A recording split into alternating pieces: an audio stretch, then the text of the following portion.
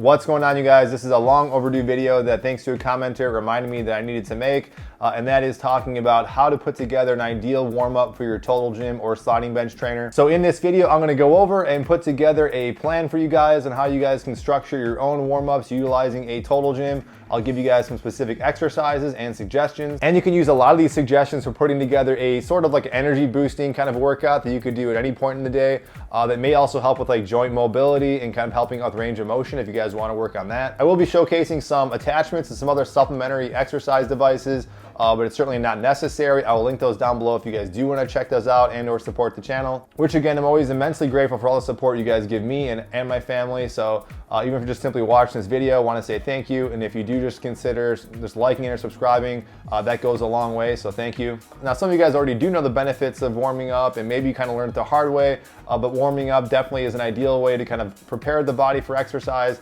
Greatly reduces the incidence of injury, and really is like your body's natural pre-workout, which is what I kind of alluded to earlier, that you can kind of use what I'm going to be discussing in this video as a way of kind of just giving yourself a natural boost throughout the day if you guys so choose to do that. Because by warming up, we're not only increasing blood flow and just oxygen to the areas that are going to be working, but we're also kind of turning on those fight or flight hormones and those sympathetic hormones that really prepare the body for physical exercise and exertion. And so yeah, while you can take some caffeine, you can take some sort of pre-workout supplement. If you're feeling a little tired throughout the day and you want a little pick-me-up, simply moving the body, getting these hormones kind of going in a natural way is always a big plus for a lot of people. And while you certainly can just jump on the total gym and just start warming up with some light weights and lower incline settings, which I'm definitely guilty of doing, some of the benefits of just doing a solid kind of foundational warm-up like we're gonna lay out here really just kind of sets you up for really just jumping right into those harder work sets right after you do your workout. So your body's already kind of primed, it's warmed up, then you can kind of crank the incline setting up and then just kind of make a nice, efficient,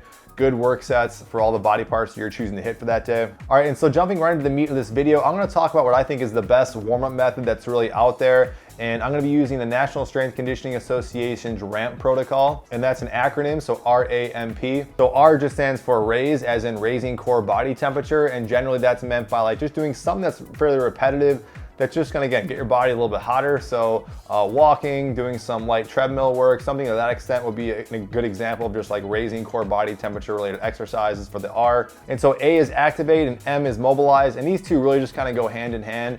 They're basically the equivalent of like most people consider dynamic stretching, where you have static stretching as like a traditional hold, and dynamic stretching is kind of like basically moving stretching, kind of moving your limbs, your acting limbs you're going to use in that workout through a good range of motion, kind of getting blood flowing in that area. So things like arm circles, leg swings, stuff of that nature. And then P is potentiate, and this would be the most specific type of activity that's really prepping yourself up for the activity of that day. So basically it would be something that if I'm gonna do like a leg workout for that day, especially if someone's gonna, let's say, inquire like a barbell squat, I would do like a body weight squat. Or if I'm gonna do some sort of horizontal pushing type exercises, I might warm up with some push-ups. If I was on a bench or a squat rack, I might do some empty bar presses.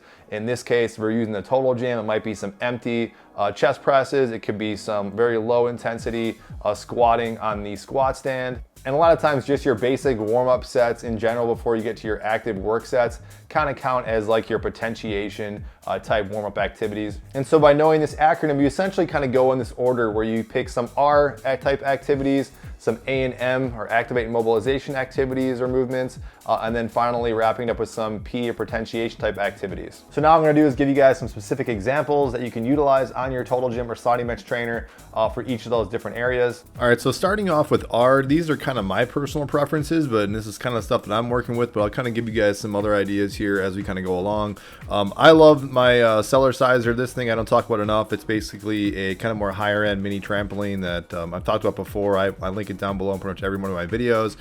It's a great thing to kind of get the blood flowing, get the lymphatic system flowing. If you got indoor rowing, I've said before, these are kind of my biases. I like this a lot, specifically because it kind of works your whole entire body, not just your arms, but also your legs, and a kind of a full fluid range of motion. So this is great as far as for me, what I use for warm up. And kind of just using whatever you have. I mean, I'm kind of featuring a lot of things that I'm using, but these are all kind of slow, steady state activities.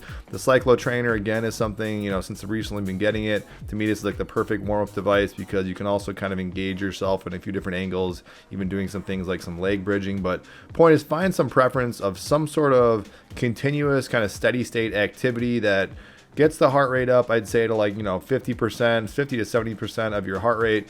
I think for a time of like 5 minutes is a nice kind of sweet spot. But anywhere even as little as 3 minutes doing something like steady state, like walking, if a lot of you guys have treadmills. The total gym, I wouldn't necessarily do this all the time because this could maybe wear and tear the fabric, but I actually find walking up and down and stepping up and down the total gym actually gets the heart rate up in a short period of time. All right, now we're moving into activate and mobilize, the A&M, and tried and true stuff like shoulder circles, leg swings. You guys will see that here in a second. If you guys got some resistance bands, tons of stuff you can do in all the extremities from the arms into the legs. Main thing is we're just kind of saving kind of like towards the P type exercise where things get really specific. So I'm trying to avoid things like straight rows and straight presses right here. I'm just trying to work some various range of motions. This I actually like a lot, just kind of like a little bit of a shoulder circuit. And you notice actually I'm using my legs too. So I could drop this down a little bit lower, but it's actually also engaging my legs. So I'm really using my legs to kind of pull myself up and avoid that to be like an isolated shoulder exercise. Leg swings for sure are a great activate mobilization exercise, especially if you guys got bad hips or legs. Even just kind of getting the glutes kind of warmed up for a variety of exercises. High knees. This I actually like for actually an exercise. I'll probably make this in another video, but dropping the leg back and kind of this drop step lunge. If you got the weight bar attachment, you actually can lock your foot at the bottom of the machine, but just stretching back, extending your hip flexors, then just kind of bringing them right back up. Upper extremity, a lot of stuff here. I'm not trying to make this a core exercise. I'm on my knees, the hips a little bit higher, but just kind of moving my shoulders back and forth, rocking my shoulders. You can do this at a variety of tempos. But really, again, more up, especially you got someone who's got like maybe bad elbows as well. This is also something to kind of do at kind of a moderate speed. And there's a lot more stuff I could show you guys, especially if you got this Pilates bar attachment. But just kind of holding onto this again, further kind of rocking myself back and forth. Kind of moving the hinging pattern kind of at the legs, just doing some hip extension and flexion exercises here. Just more isolating the back of my glutes, but really just doing hip extension, getting my glutes warmed up. Also the leg that's kind of on the board actually is getting a little bit of a workout, so I'm actually kind of engaging my ankles and even my calves, even your knees and some instability areas as well. This I wouldn't recommend for everybody, but this kind of lateral movement, I used to do this and I actually never really showed this before. Number of things you can do using the glide board kind of from a side lateral position. So even if you're going to do something going outside, like if you're going to do like some sort of like, you're not going to do this, but if you're going to do like basketball and tennis, some lateral movements on the glide board actually work really well. I made a whole video on using the foam roller. I'm doing kind of a faster roll here, but you can certainly utilize the foam roller for that activate mobilization. And last but not least, just potentiation. So I'm just doing some squats. Now you just want to replicate the exact kind of patterns you're going to be doing. So just some body weight squats. I break out the bands, doing some pressing.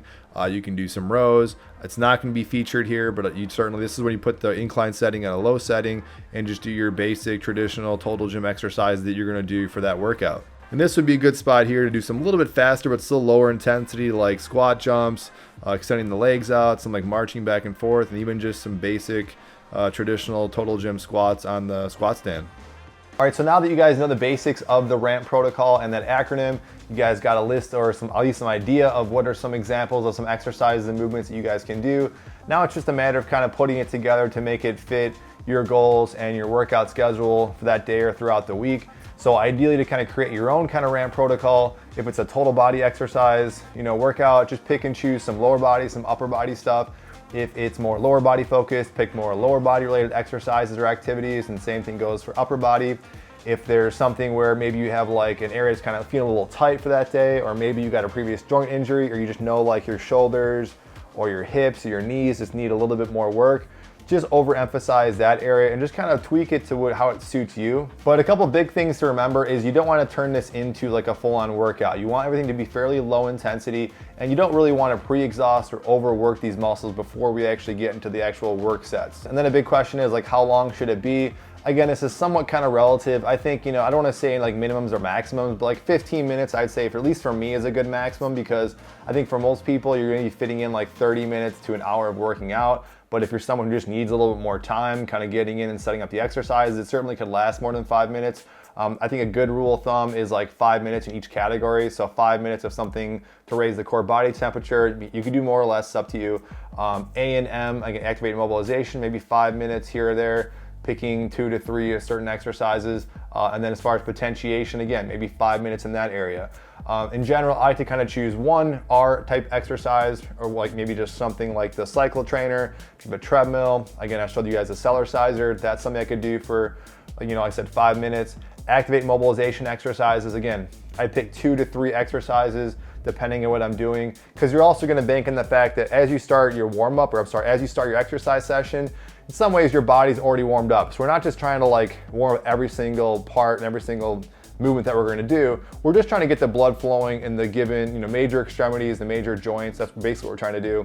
And then even for potentiation, I might pick 1 or 2. And I usually only pick 1 potentiation related exercise. So if I'm gonna be doing like definitely an upper body focused thing, if my first exercise be more pressing or pulling, I might pick just some lower intensity pressing and pulling related total gym exercises. Another big benefit of doing a structured warm-up like this is it kind of already gives you some feedback about how you're feeling for that particular day. So if you're kind of going into the warm-up, or the exercise session, and you're kind of feeling kind of sluggish, sometimes you do that warm-up and you kind of feel like ready to go. Sometimes you do the warm-up session, and after 15 minutes, let's say, if you're still not really feeling like working out that day, or maybe you're gonna do like an upper body workout and you're still feeling like, oh, my chest is a little weird, my shoulders feeling a little off, then to me that's a good sign to either maybe take the full day off, or just maybe switch to a different body part. I'll like do the lower body that particular day, or maybe something else in the upper body that's not necessarily bothering you.